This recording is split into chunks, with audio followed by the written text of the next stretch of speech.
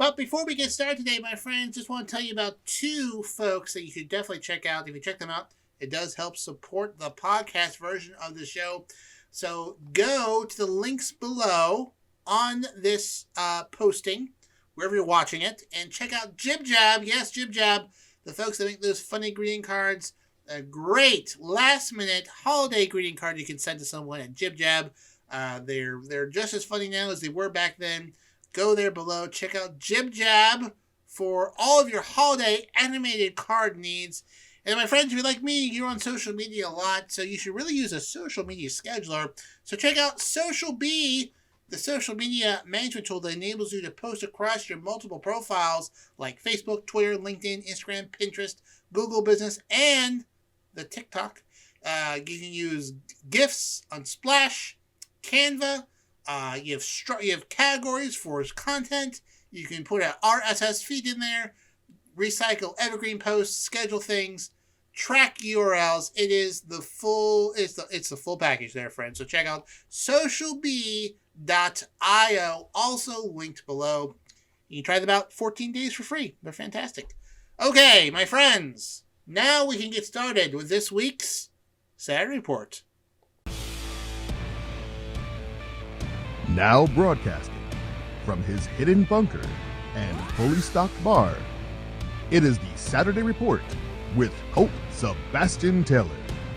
Thank you, my friends, and welcome once again to the Saturday Report with me, Colt Sebastian Taylor, adventurer, entrepreneur, an amateur Twitter moderator, and welcome to AWSM Radio, an independent digital-only radio station that plays today's best music, old school classics, along with a rotating cast of all-star DJs. AWSM Radio focuses on mainstream artists, independent artists, along with a variety of interesting talk and music shows throughout the day. All we do, my friends, is entertain, inspire, and inform. And you know what? I want you to be part of the conversation. I want you to engage with me, so find me, for the time being, we'll see what happens, on Twitter, but also always on the Instagram, on the Facebook, and on Counter Social at Colt S. Taylor. And then the podcast version of the show is also available at anchor.fm/Colt S. Taylor. And if you need a special holiday greeting, I'm also available on Cameo, also at Colt S. Taylor. All right, my friends, let's get started with this week's Saturday Report. First up this week, my friends, I like to cover news that you don't get. News you might have missed, but sometimes there is just some things that I can't avoid, and boy howdy, this is one of two news stories I could not avoid this week. I have to talk about it. Elon Musk, and Twitter. Hoo boy. So, on Thursday night, Elon Musk suspended a bunch of accounts from journalists who were covering him almost without warning, practically without warning. Prominent journalists booted from Twitter. They included New York Times' Ryan Mack, CNN's Donnie O'Sullivan, who I like. If you haven't seen one of his reports, he's a very kind Irish fellow who does stuff for CNN. I like him. He's a great reporter. Mashable's Matt Binder, former MSNBC host Keith Olbermann, and independent journalist Aaron Rupar were all suspended Thursday evening, some of which saying that they were permanently suspended from Twitter. Now, this all sort of bubbled up and exploded after earlier in the day, another Twitter account called ElonJet was suspended. Now, ElonJet is a Twitter account made by a college sophomore student that tracks the whereabouts of Elon Musk's private jet. So saying where it's going, where it's taken off, how much fuel it's used, etc., etc., etc. He suspended that. And then after he's suspended because he's saying that this is putting out quote-unquote assassination coordinates for other people to harass and stalk him.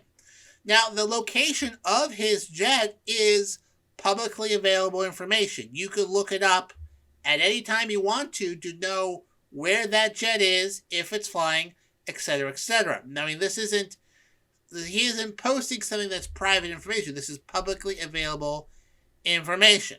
Okay?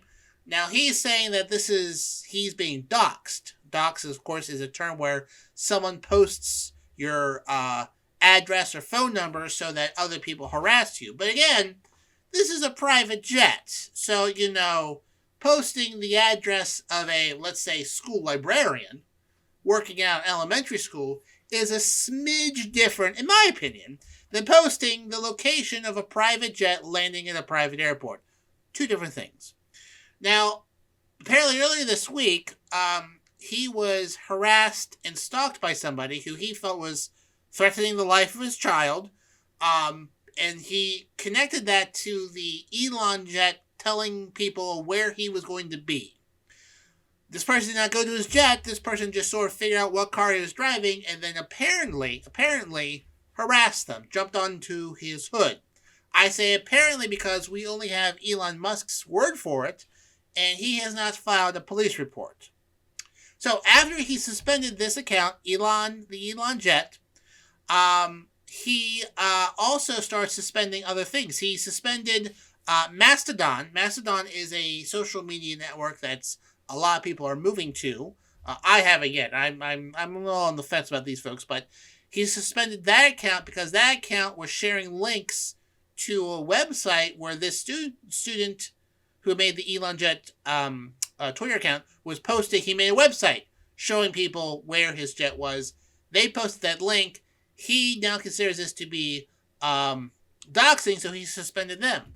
And then these other reporters started to report on these suspendings, sharing links, and then he suspended them as well. Now, according to internal rumors, there had been no discussion about this on Slack. Like, he basically did this himself, suspended them without warning whatsoever. Yeah, they're just gone. They're just gone right now. Now, funny thing though, and this is obviously a glitch, I guess, in Twitter. Although they were suspended from Twitter, they could still go on to Twitter Spaces. Now, Twitter Spaces is like a audio aspect of Twitter where you can join a space and have conversations with people. Remember like a year or two ago, these audio only chat rooms were real big. Well, Twitter kind of yanked the idea, made it their own, and it's available on Twitter, only on the mobile app. But anyways, as I was saying, these people were able to get onto Twitter, but talk only, but not tweet. And they were talking to a reporter for a while. And during that space where they're talking, Elon Musk actually joined the space to talk to these journalists. And he just said, doxing isn't allowed. Journalists will be treated like everyone else. You can't dox people. And then he just left. He was there for like 90 seconds, would not engage with anyone else, then just left. Just left. So these folks don't quite know what's going to happen with their accounts.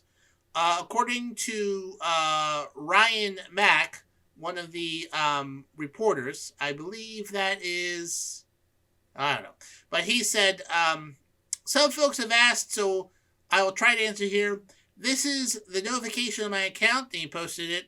I was given no warning. I have no email or communication from the company about the reason for suspension. I report on Twitter, Elon Musk and his companies, and I will continue to do so. So, also, again, Elon Musk then later that night put up a Twitter poll for half an hour asking people whether he should bring them back. He should bring back the suspended people. Unsuspended accounts who doxed my exact location in real time. Again, his private plane. He had now, tomorrow, 7 days from now, longer. Of those four choices, and this was open for a half an hour, over 500,000 people voted. Tomorrow got 4%. 7 days from now, 14%. Longer, 30%. And then now, 43% said now. Now, he had used the polls in a previous stunt, I don't know, to bring back a slew of previously banned people. Like some of, I would say, amongst the worst people on Twitter. They're back now. And he used a poll and says, hey, the people have spoken. The people have spoken. I have to bring these people back. Well, apparently he wasn't very happy with these results, so he said, sorry, too many options. I will redo poll. Instead of having it open for half an hour, he opened it up for 24 hours. Now, at the time of this recording, the poll is not closed yet, so we don't know what's going to happen. There's mail-in ballots, I'm sure. But with almost 2.9 million people voting, 58.6% have said, bring the journalists back, as opposed to 41.4% who say, in 7 days. So that is basically the update. Elon Musk has suspended all these people under the pretense that they are doxing his location. Now, obviously, right-wing folks are loving it. They say, oh, you're getting a taste of conservatives have gotten blah, blah, blah. Again, although, not surprisingly, totally detached from reality. The folks in the past that have been suspended from Twitter have been, harassing other people, posting terrible things, denying COVID-19. These people were suspended for posting a link about a story about a kid who's tracking a private jet with public information. Big difference. Another thing I find to be entertaining is that Elon Musk has said since he started this journey in April that I'm a supporter of free speech. I'm a free speech absolutist. Free speech, I'm buying this for free speech. But I guess when it comes to his private jet, not so much. So, will these reporters be back on there? I'm sure they will be, if he's going to follow these little unscientific polls. Will this stop people from reporting on him? I'm going to say no. And here's the thing that I personally he is a hypocritical fraud. I'm sorry, folks. He is a hypocritical fraud. Because he doesn't want people posting the real-time information of where he's going to be, because he's a fear that people might come and get him. However, there are dozens and dozens and dozens of Twitter accounts out there posting information about LGBTQ events, publicizing them, telling people to go there, telling people to stop them. Same thing. Publicly available information being posted out there that people could use to hurt other people. It's the same thing. So, I think at some point in the future, I will obviously be kicked off of Twitter. Will I be kicked off permanently? I think it's a 50-50 chance I could be, because I'm not going to kowtow myself to some billionaire with very kind of shoddy-looking electrical vehicles. Side note, Tesla prices nosediving. No, I'm not going to do that. Do I care about where his private jet is? No, I do not. Am I going to criticize Elon Musk for being a free speech fraud? Yes, I will, because he's a big old fraud. So we'll see what happens. I'm sure I'll be here, but if not, you can always find me on this podcast, unless Elon Musk buys this podcast. And yes, Elon Musk, this podcast is for sale for $15 million. Yes, Elon Musk, you can silence me for $15 million. It's a bargain. I mean, compared to Twitter, I'm a bargain. So feel free to buy this podcast at any time. I will send you a link to it so you can consider this offer. But in the meantime, I guess I'll be here every week until that happens. My friends, I'll tell you who Elon Musk can never buy and never silence. It's my friend DC. The music and the beats from DC are unstoppable. It knows no price. Although I'm sure if you hit him up, he'll probably be willing to sell some of his music. But until then, my friends, you can listen to DC here on AWSM Radio on 3 separate nights. That's right, folks, 3 separate nights. First up, it's Fridays at 9 p.m. It's DC Live in Effect. He is our in-house DJ here, and you do not want to miss out while he smashes it on the ones and twos, kicking the beats from South Florida every week. Then on Saturdays at 10 p.m., it's DC House Party Saturdays. DC brings his freestyling DJ to the max. House Party Saturdays gives you the Miami vibe without actually having to be there. So much vibe on Saturdays that I hear that Governor DeSantis is putting together a grand jury to examine whether the vibe is dangerous for Florida. I don't think so, but we'll see what happens. But until then, you can listen to him Saturdays at 10 p.m. And then to bookend the weekend, my friends, Sundays at 10 p.m. Once again, DC Live in Effect. So just to review, Fridays at 9, DC Live in Effect. Saturdays at 10, DC House Party Saturdays. And then Sundays at 10 p.m., DC Live in Effect again, only here, my friends, on AWSM Radio. Next up, my friends, someone else that I really do not enjoy talking about. Try not to hint upon here on the show too often. But boy howdy, when there's a train wreck, there's a train wreck, and I love myself some train wrecks. So earlier this week, former President Donald J. Trump said he had a major announcement brewing on Truth Social, his social media network, and that he'll be announcing it soon. Now, there's a lot of speculation.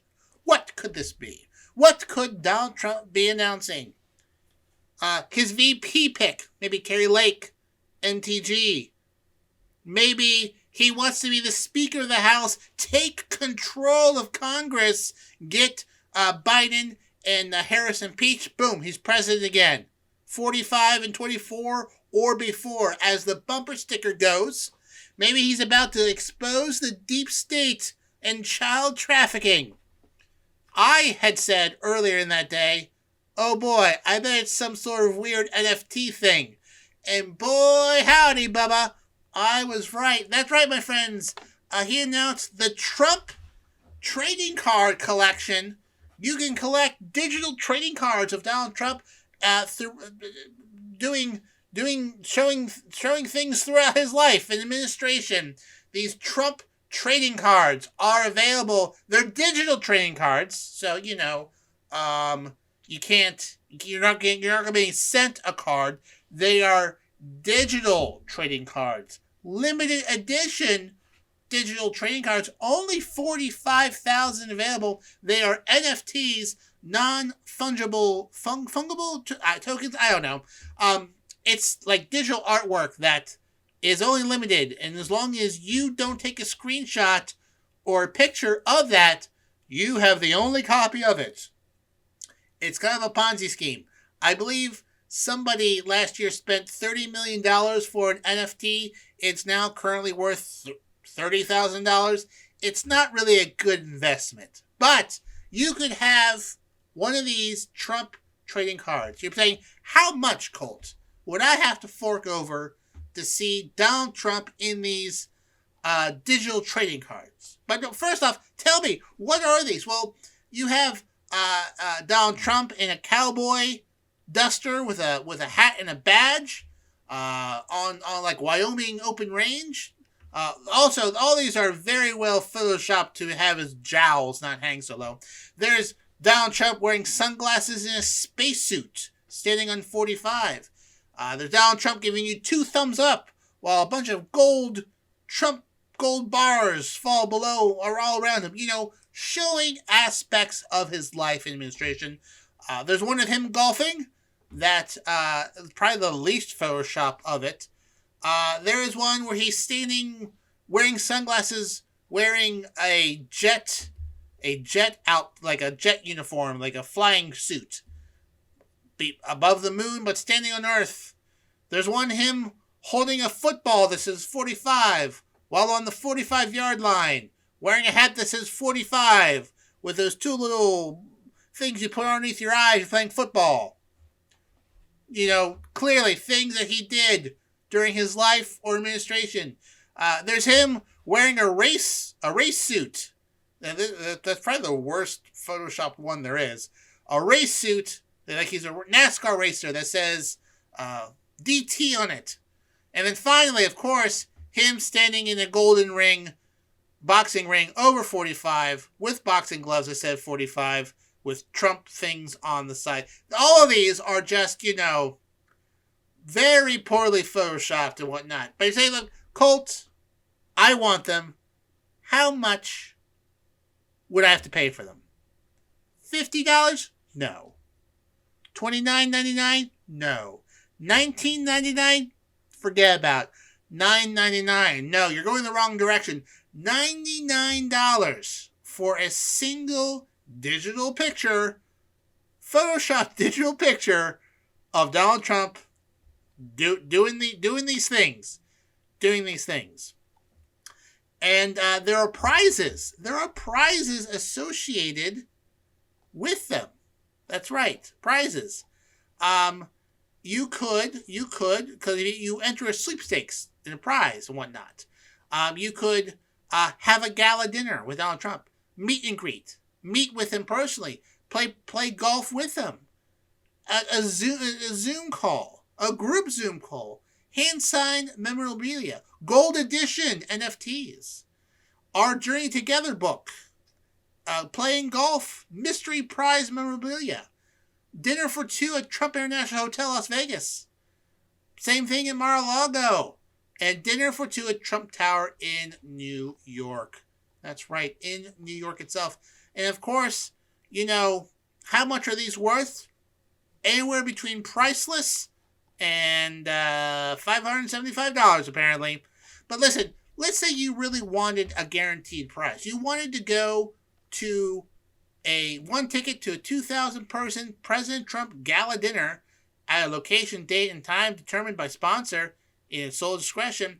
If you bought only 45 of these cards, 45, that's $4,500, you'd be guaranteed one of these tickets. Colt, where can I get them?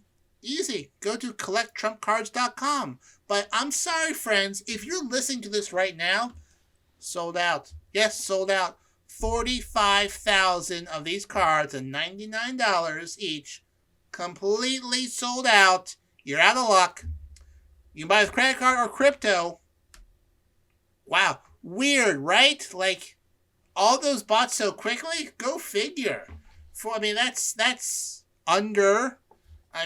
Let's see here. Let's just use a calculator here. So if I wanted to buy all 45,000, let's say perhaps I'm a foreign government, and I have cryptocurrency, and perhaps I wanted to peek at classified documents you've been keeping in a shoebox in Mar-a-Lago.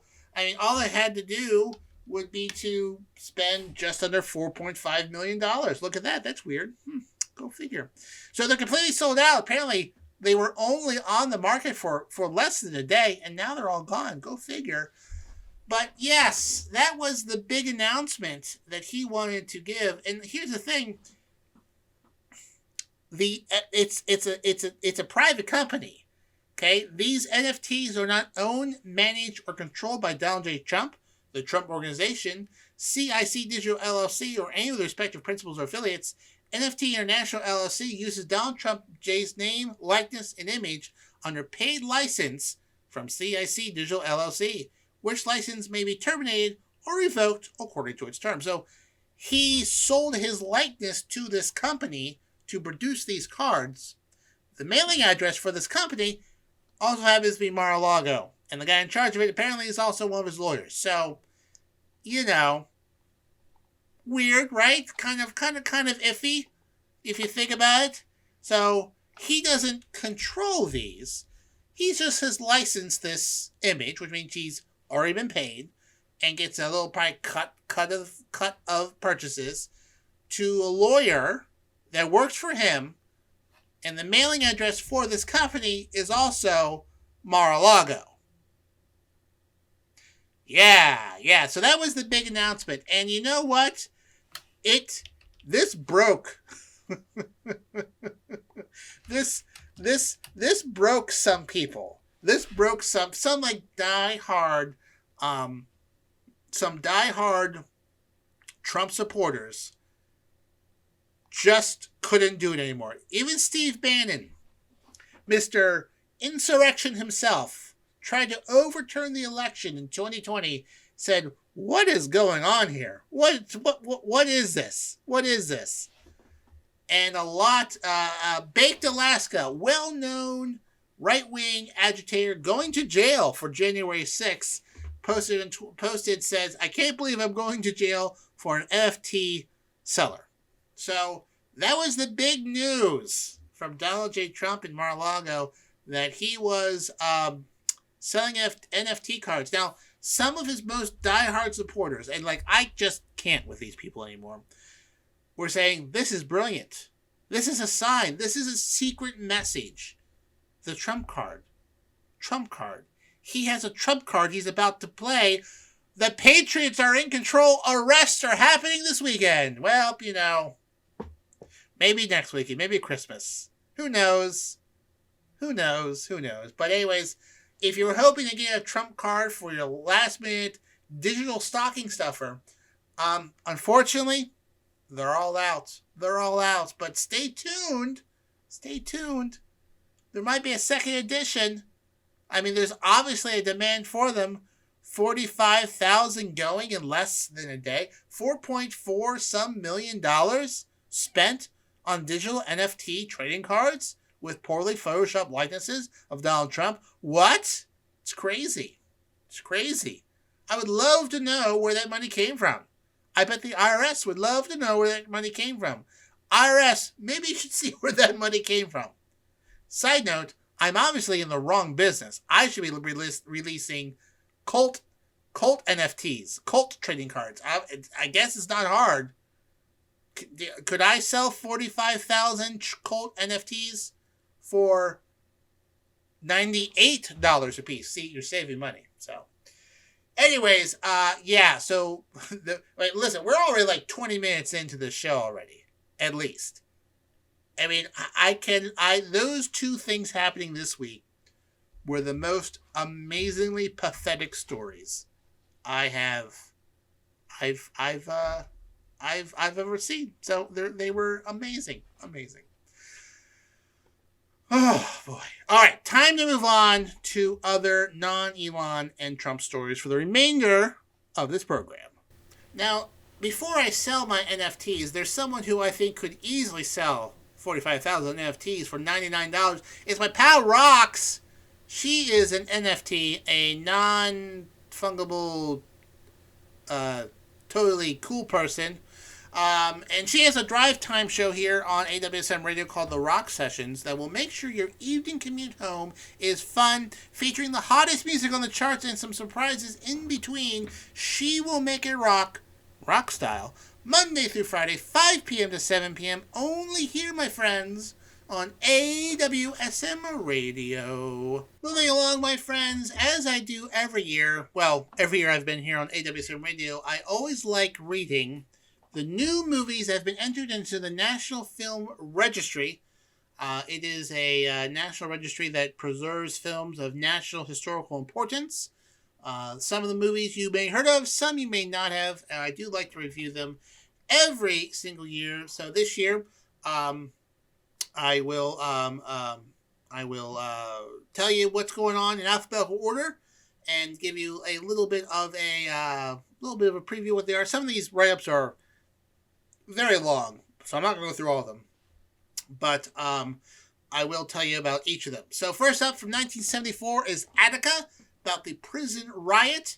It uses first-hand interviews from prisoners, families, and guards, and assembles surveillance and news camera footage and video from the McKay Commission hearings on the massacre. An ex-inmate ends the film with a quote hoping to shake public lethargy on the need for prison reform, saying, "Wake up because nothing comes to a sleeper but a dream." So it's kind of like from 1974, like a documentary.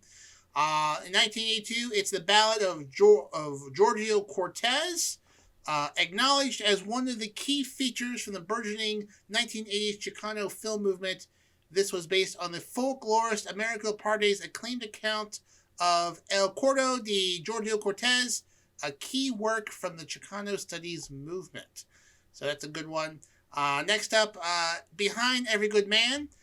This is a flirtatious, heartbreaking pre-Stonewall UCLA student short by Nikori Ernson, offering a stunning early portrait of black gender fluidity in Los Angeles and a quest for love and acceptance.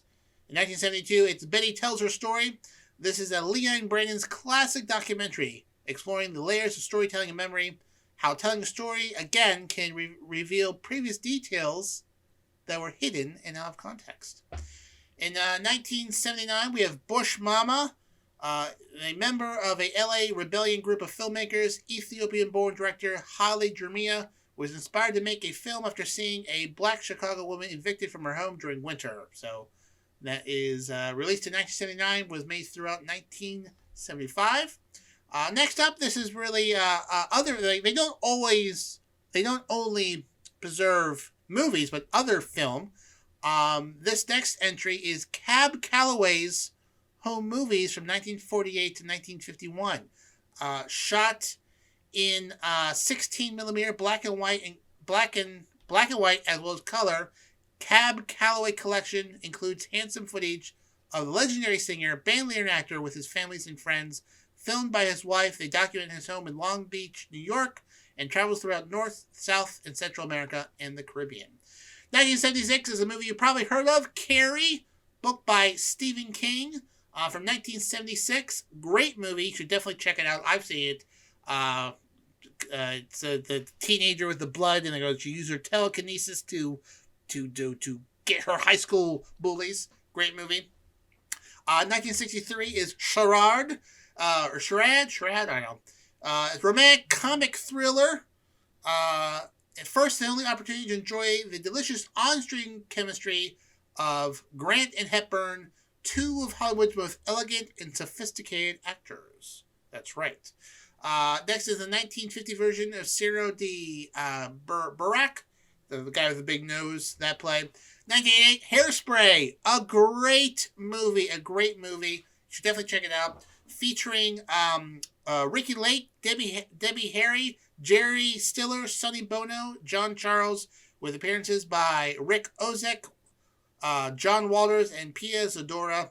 No film by John Walters fits neatly into a cut and dry mold, and this one is a great one. Next, 1990, House Party. Yes, House Party, featuring Kid and Play, has been selected to be part of this. This is a culturally historic film now, as being selected. This is great. I've seen this movie. Great movie. Featuring music from legendary funk musician George Clinton, who also makes a cameo. Also has Robin Harris, Martin Lawrence, Tisha Campbell, A.J. Johnson, John Witherspoon, and featuring Kid, Christopher Reed, and Play, Christopher Martin. Next up, Iron Man. Yes, Iron Man has been selected. The 2008 movie, the first sort of big start of the whole Marvel universe. Directed by Jon Favreau, who plays Happy in that movie. He directed that movie. Robert Downey Jr., part of his big comeback, that for me was Iron Man and a few other movies that year. Amazing movie. 1984 is Itam Hakim Hobip Bit. No idea. If film is about imagined time and space, it's born from imagination of people whom I have constructed those times and spaces differently. This is a movie about Hopi native oral traditions in video art. So that's something. 1989, The Little Mermaid, the original animation one, 1989. A great movie, absolutely great movie. Under the Sea, Part of Your World, Kiss the Girl.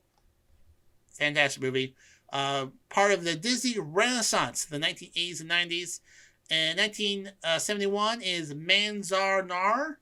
Robert Namuka created this documentary as a student at UCLA's film school ethno-communications program. During his childhood, he lived in Central California Japanese American internment camp of Manazar. So it's about that. Next up, this is a really rare find. Mardi Gras Carnival footage from 1898. Yes, 1898. In 2013, the Library of Congress issued a detailed report saying that 70% of the silent era American features are completely lost. A lot of these titles perished in fires, or a lot of film fires back in the day. However, since that report, hundreds of these films have been recovered in foreign archives. Okay, so they make copies of these films. So foreign archives have had these copies of film. They've made copies and sent them to the United States. American cinema apparently had a worldwide audience back then, and copies were sent overseas. And the United Kingdom, France, the Czech Republic, the Netherlands, Italy, Australia, New Zealand, South Africa, Russia, and Scandinavian countries are some of the countries that have had these old nitrate films and have preserved them. And despite World War I, World War II, everything else, they have survived over 100 years. And the United States trying to get these copies back and seeing these films again, which is great. Next up, 1968, Mingus. Raw portrait of legendary composer and bassist Charles Mingus in an invaluable, at times sad, harrowing document of one of the great American composers and the jazz scene in the New York City in the late 1960s. Next up, being preserved, Parara, I'm saying that wrong. From 2011, the roster of black women who have been given a chance to direct features is criminally small, and artists such as Ari show the originality and vibrant creativity that the industry should be supporting. So this was featured. Very, very good film. Next up, we've got quite a few left, but you know what? I think it's important to talk about these films. Next up is Scorpio Rising. Critics too often apply the word essential to works of art, but this film by Kenneth Anger is one of the key works in avant-garde experimental cinema. 1972, Superfly. Yes, Superfly. Directed by Gordon Parks Jr., a classic and sometimes escapist blaxploitation wave of the 1970s in a searing commentary on the American dream. Superfly, one of the first very well-known blaxploitation movies out there. Next up is the TD Cut Follies, 50 observational documentaries made by a director named Wiseman. So, I'm moving on. Tongues Untied, 1989 video essay by Marlon Riggs, a combination of interviews, performance, and stock footage, autobiography, poetry, and dance. Union Maids from 1976. Directed a seminal labor documentary on the attempt to create industrial unions in tumultuous 1930s. 1989, When Harry Met Sally. Yes. That great movie with Meg Ryan and Billy Crystal. Definitely worth checking out. And then finally, Word Is Out, Stories of Some of Our Lives from 1977. Directed by a collective of 6 queer filmmakers known as the Mariposa Film Group, had a profound impact on audiences and became a landmark in the emerging gay rights movements in the 1970s. Whew, long stories this week. So those are the 22, how many? 25 new movies in the Library of Congress's National Film Registry that was announced this week. Definitely should be checked out. Some great actors in those. Billy Crystal, Meg Ryan, Audrey Hepburn, Cary Grant, Edward James Olmos. Some great rare footage. So if you want, you get stowed in this year, put some of those on your movie watching list. My friends, listen, if you're not a film person, you're probably a sports person, but that's okay. Here at AWSM Radio, we have you covered for sports. First up, Wednesdays at 9 p.m., it's To the Rack with Mac. He is your go-to person for all things basketball. Join NBA expert Mac Daddy as he brings you a full hour of high-flying hoops expertise for all things NBA. Tune in Wednesday nights at 9 p.m. And then, my friends, it's What's Going On at 10 p.m., also on Wednesday. This is our Fox affiliate show, providing listeners with over 150 combined years of sports knowledge, hosted by Nate Brown and his crew.